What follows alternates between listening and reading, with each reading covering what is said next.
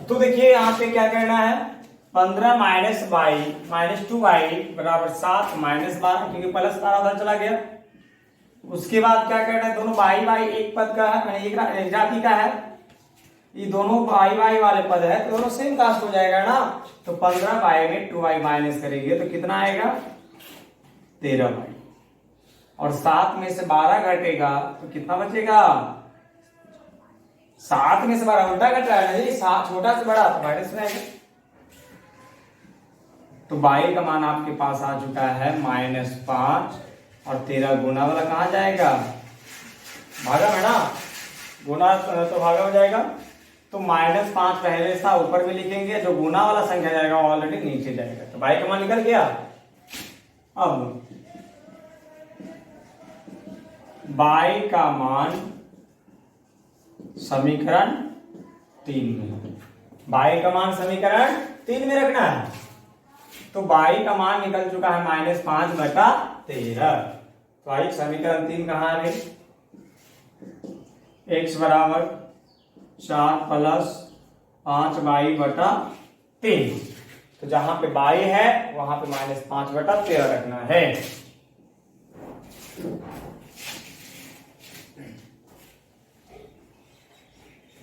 अब यहां देखिए x बराबर 4 + 5y, 5y मतलब 5 गुना y, तो 5 गुना है ना, 5 गुना y का मान रखना है तो माइनस यहां रखना पड़ेगा 5/13। अब बटा में क्या है, टोटल का 3, 4 + 5, 5 गुना y का मान रख दिया -5/13 आया था, फिर मेरी टोटल का बटा में 3।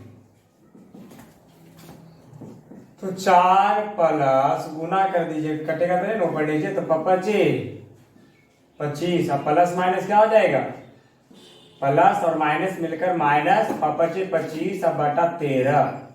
अब बटा में नीचे कितना है 3, 4 के नीचे कुछ नहीं कर दीजिए, इसका लघुत्तम ले लीजिए, 13 लघुत्तम आ जाएगा, एक है भागा देंगे 13, 13 चौका 52, 13 चौका 52। उसके बाद 13 यानी 25 बटा में 3, ये तो इसका लघुत्तम आया 13, तो 1 से भागा दिया 13, 13 को 4 से 13 चौका 52, 13 13 से में मिल गया ना, तो 25 का 25 रह जाएगा। और बटा में नीचे कितना है 3 है, 52 में 25 घटा दीजिए, 12 में 5 जाएगा 7, 12 में से 5 जाएगा 7, और 4 में से 2 जाएगा 2 बटा 13/3, 27/13 x बराबर, अब क्या करना है,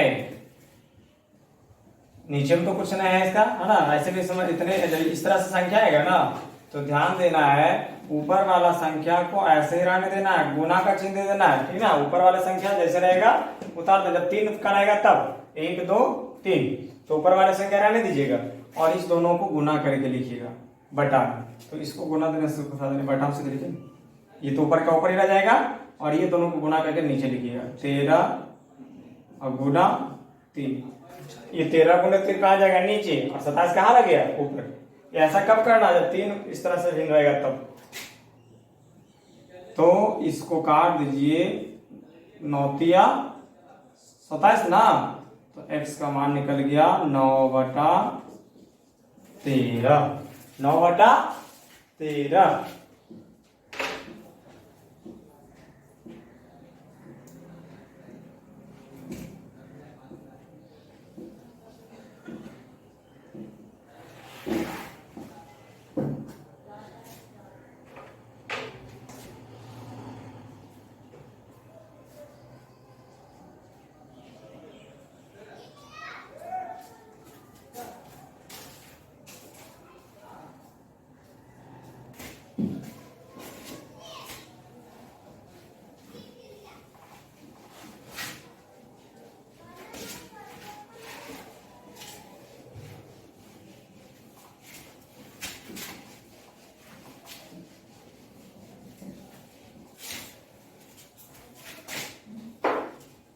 चलिए अब हम 3.3 लेसन का फर्स्ट क्वेश्चन पे चलते हैं। डेट यहाँ छूट गया है। आज कितना तारीख है? 16/05/2020।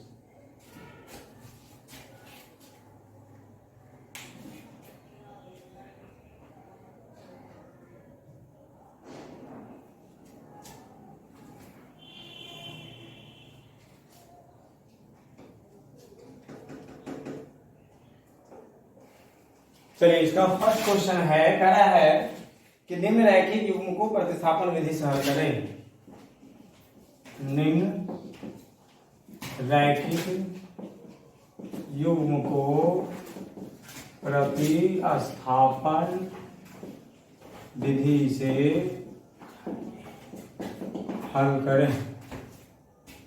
पहला क्वेश्चन है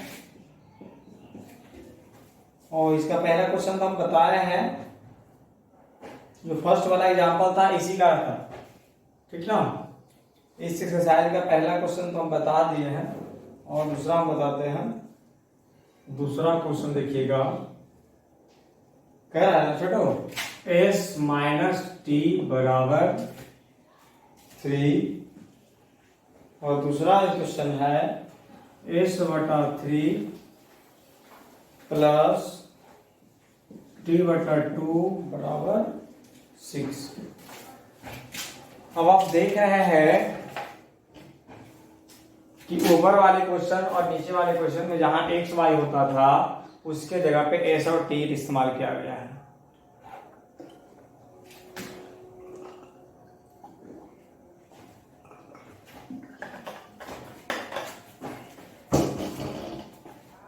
अब x और y की जगह पे t इस्तेमाल किया गया है, तो अब t को अब क्या s और t को ही सोल्व करेंगे। लेकिन उसके बावजूद भी देखिए पहला जो समीकरण है s माइनस टी, ये प्लेन में ठीक है, लेकिन नीचे वाला समीकरण जो है ये देखिए भिन्न में दे दिया है। जब भिन्न में दिया है तो इसको हमको क्या करना है, पूर्ण संख्या में कन्वर्ट कर देना है। तो इसको पूर्ण में करने के लिए सबसे बेस्ट तरीका है कि जो नीचे वाला संख्या का एलसीएम आता है, एलसीएम से बाहर में गुना करते हैं दोनों साइड। एलसीएम को दोनों साइड से गुना, तो 3 और 2 का एलसीएम आने लघुत्तम कितना आएगा छोटू? 6। 3 दूने 6, 3 2 का लघुत्तम 6। अब 6 से इसमें भी गुणा करना, इसमें भी करना और इसमें भी करना। अब देखिए 6 से गुना होगा s/3, इसको 5/3 है पढ़ना, कितना पढ़ना है? s/3। क्या करें, ऐसा है लेटर दे देता है कि कंफ्यूजन हो जाता है। तो s/3 है, तो s/3 को गुना किससे करना है? बारी बारी से तीनों से। तो s/3 को 6 से गुना करिएगा तो क्या होगा, देखिए तो 3 दूनी 6, ये 3 दूनी 6 कट जाता है, 2 बचता है ना, तो 2 को s से गुना करेगा तो 2s हो जाएगा। तो ये कट के इस तरह से करेगा, 3 दूनी 6, 2 आएगा, 2 को फिर s से गुना करेंगे है ना, तो 2s हो जाएगा। फिर इससे करिएगा इसी तरीका से t/2 है और गुना किससे? 6, तो 2 तिया 6 कट जाएगा, 3 आ जाएगा, 3t हो जाएगा प्लस 3t बराबर, ये भी तो गुना होगा ना, तीनों गुना होगा, 6 6, यहाँ तो बटा में सीधे गुना हो जाएगा। अब ये आ गया पूर्ण संख्या के रूप में समीकरण 2, ठीक ना। और ये समीकरण 1 और समीकरण 2 प्राप्त हुआ, हमें प्रतिस्थापन विधि से हल करना है। तो सबसे पहले समीकरण 1 को ले लेते हैं। समीकरण 1 से, समीकरण 1 से तो 1 को लिखिए, s-t बराबर 3, s-t बराबर 3। तो यहाँ s भी अकेला है, s के आगे भी कोई संख्या नहीं, t भी अकेला, t के आगे भी कोई संख्या नहीं है, तो हम s को रोक लेते हैं। s बराबर 3 और माइनस टी उस तरफ जाएगा तो प्लस टी हो जाएगा। तो s बराबर 3 प्लस समीकरण 3 है ना। बहुत गर्मी।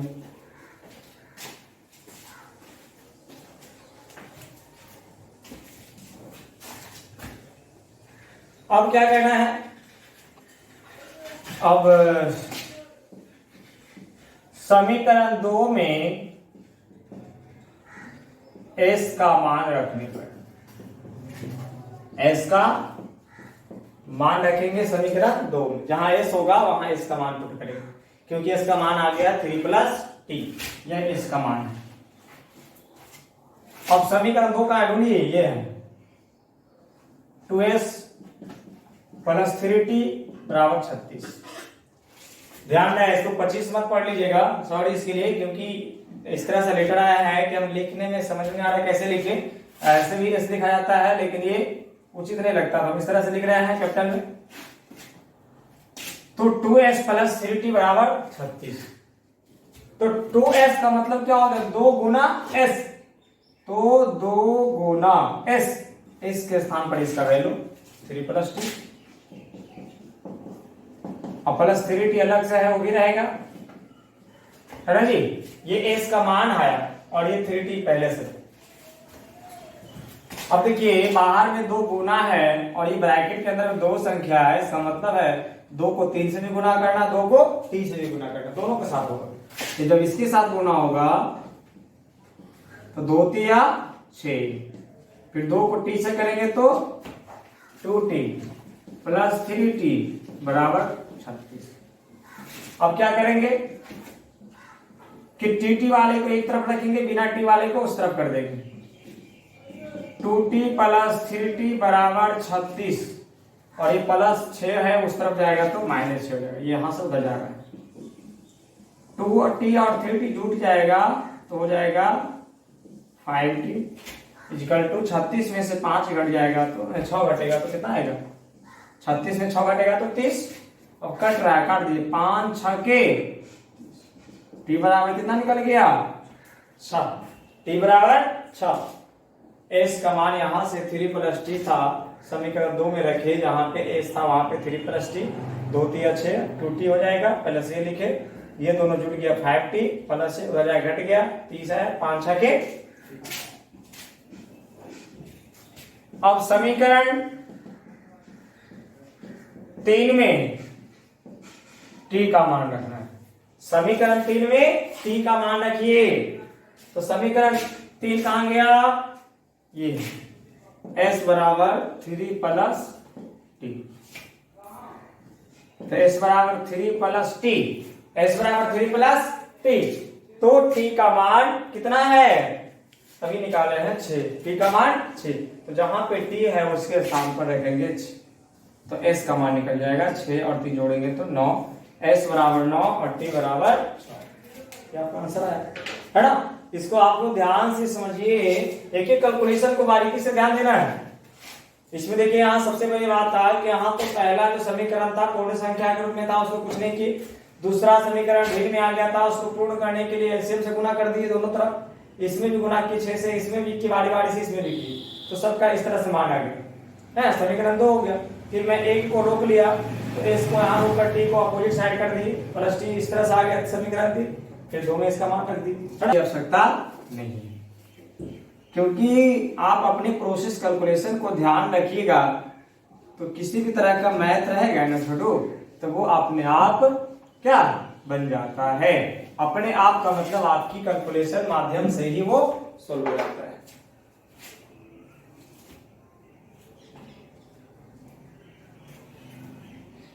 चलिए क्वेश्चन नंबर 3 पर चलते हैं।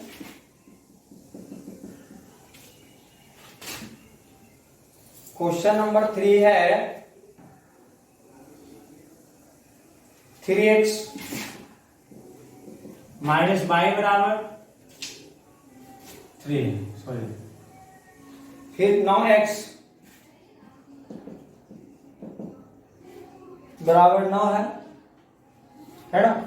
हम देखिए समीकरण 1 और समीकरण 2, ठीक ना, समीकरण 1 और समीकरण 2 की बात कर रहे हैं। तो पहले क्वेश्चन पे थोड़ा सा केयर कीजिए, कभी कभी क्वेश्चन भी जो है गलत पूछ देता है।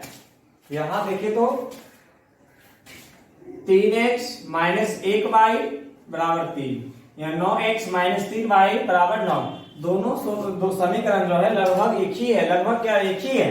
क्योंकि देखिए इसमें 3 से सिर्फ गुना कर दिया गया है, 3x 1 और 3, अगर 3 से गुना कर देंगे तो 3 तिया 9, 3y और 3 तिया 9, ये दोनों एक ही समीकरण को 2 बार लिख दिया गया 3 से गुना करके।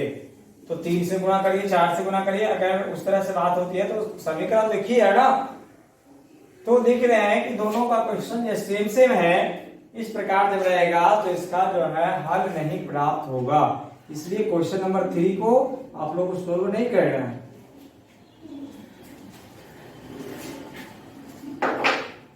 क्योंकि आपको दिखाया गया था a1 बटा a2, b1 बटा b2 और c1 बटा c2। अगर इस तरह से रहता है 3x 2y बराबर 5 है, फिर इस तरह से 3x प्लस 2y बराबर 5, तो ये कट जाएगा, ये कट जाएगा, ये कट जाएगा, तो इसका जो रेशियो आएगा, इसका रेखा जो होता है समपाती होता है। क्या होता है? समपाती होता है।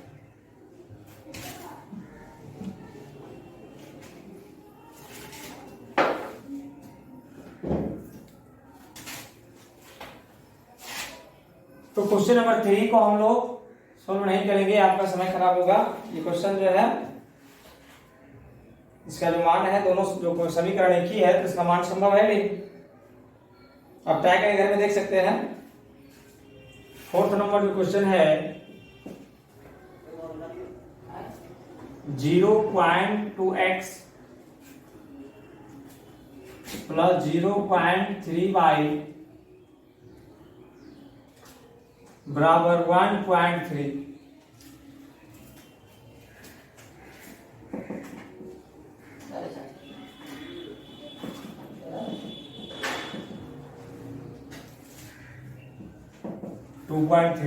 ठीक ना।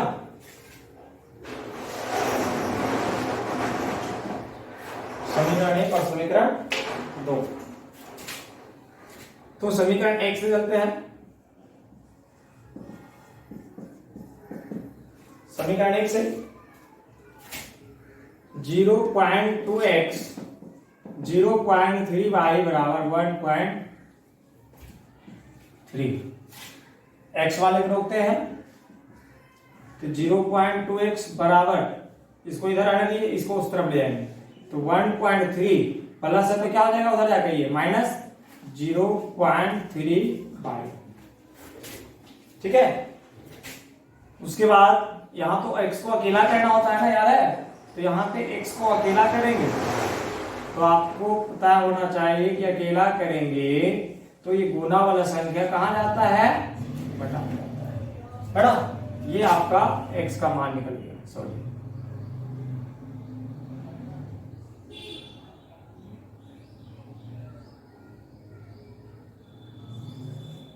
ठीक है, x का मान निकल गया। अब समीकरण 2 में x का मान रखने पर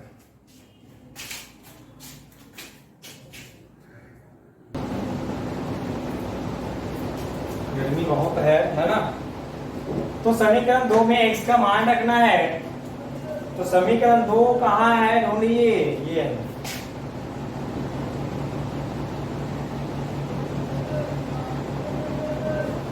बस हम लोग को देखकर है ना, घबराना नहीं है, मुकाबला करना है। तो 0.4x plus 0.5y equal to 2.3 है। अब देखिए कि x जहां भी है वहां इस तरह का ये मान आना चाहिए, ये टोटल रखना होगा x के स्थान पर। देखिए 0.4x यानी 0.4 गुना x है, तो क्या करेंगे आप 0.4 को रहने देंगे गुना में और x के जगह पे ये इतना मान रख देंगे।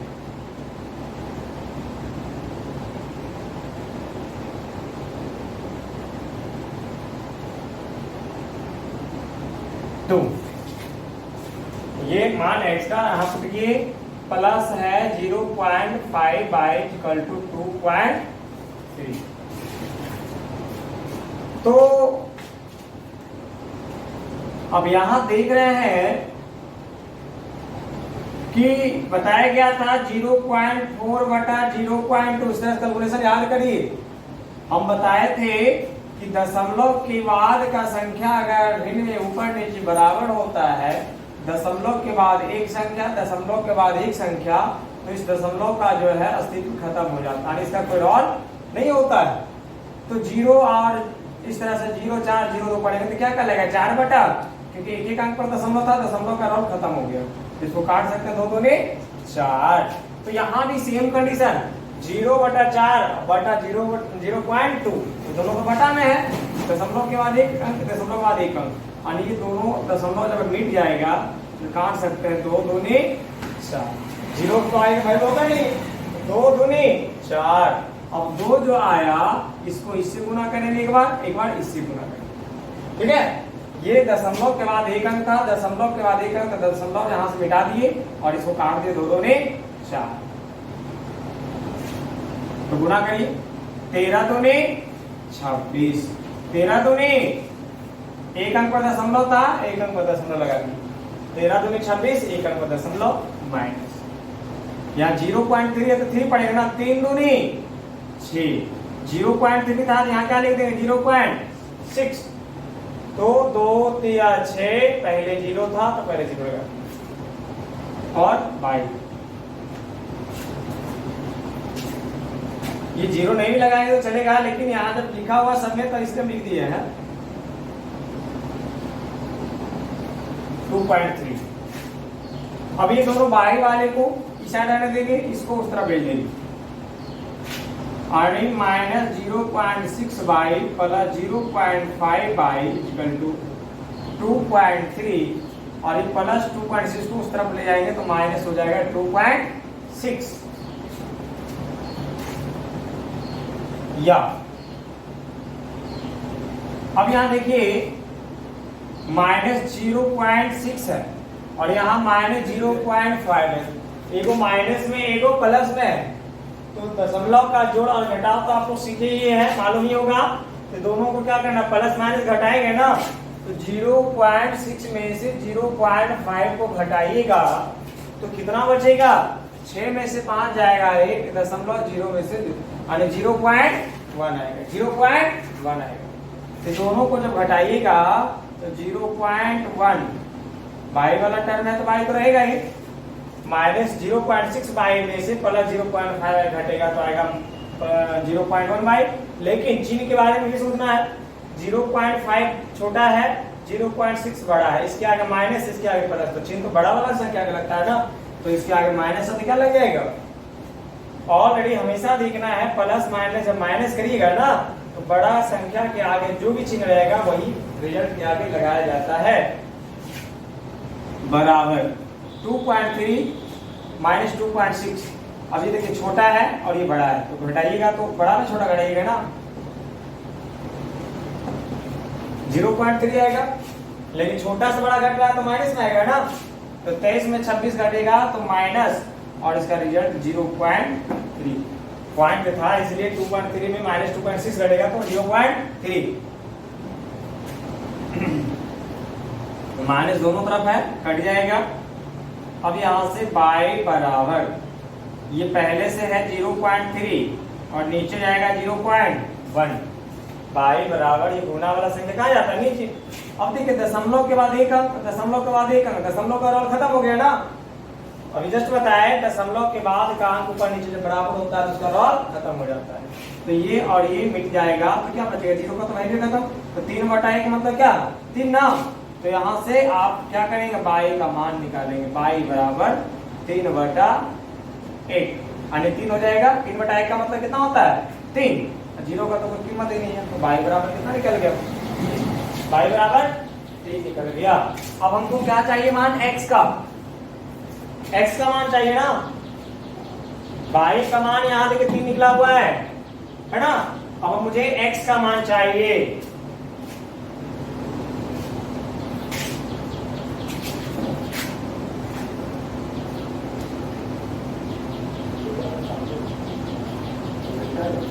समीकरण, इसको 3 नहीं लिए थे, देखिए यहाँ पे और छूट गया है कि जो x का मान आता था समीकरण कौन कहलाता था, 3 कहलाता था।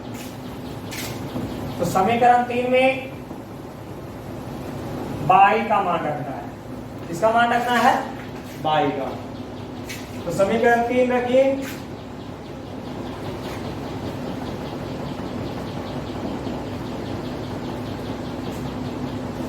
(0.2) x बराबर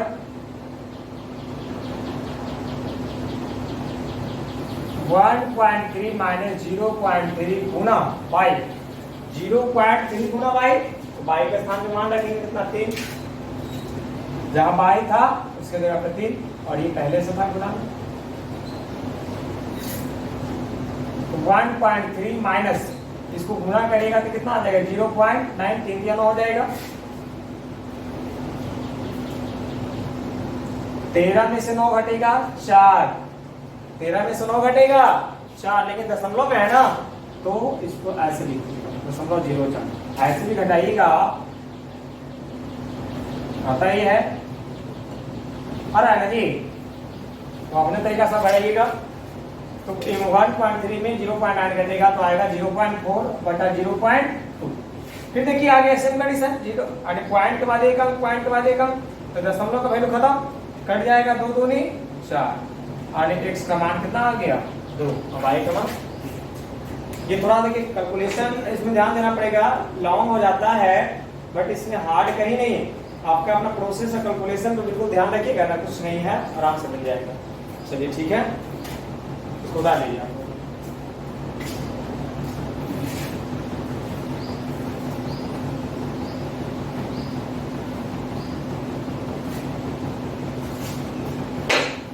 तो देखिए इस तरह से क्वेश्चन हम 4th नंबर बताए हैं, तो हम 2 क्वेश्चन आप लोग को होमवर्क के रूप में घर में सॉल्व करने के लिए देते हैं, ठीक है। आपको कहिएगा x प्लस y बराबर 5,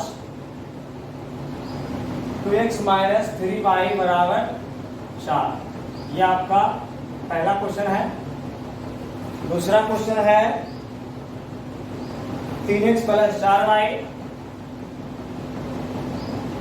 बराबर 10, 2x माइनस 2y बराबर 2, है ना। ये दोनों क्वेश्चन आप प्रतिस्थापन विधि से हल करके प्रयास कीजिएगा, ठीक है। अगर वायद भी नहीं बनेगा कोई बात नहीं, बताएंगे आगे, या आज जो क्वेश्चन बताया गया किसी जगह प्रॉब्लम समझने में हो रहा है या क्वेश्चन लग रहा है कि फिर से समझना चाहिए, तो है ना, इसको रिपीट हमको भेज दीजिएगा कमेंट में, फिर से कर समझा देंगे, ठीक है। चलिए आज की क्लास यहीं तक, है ना।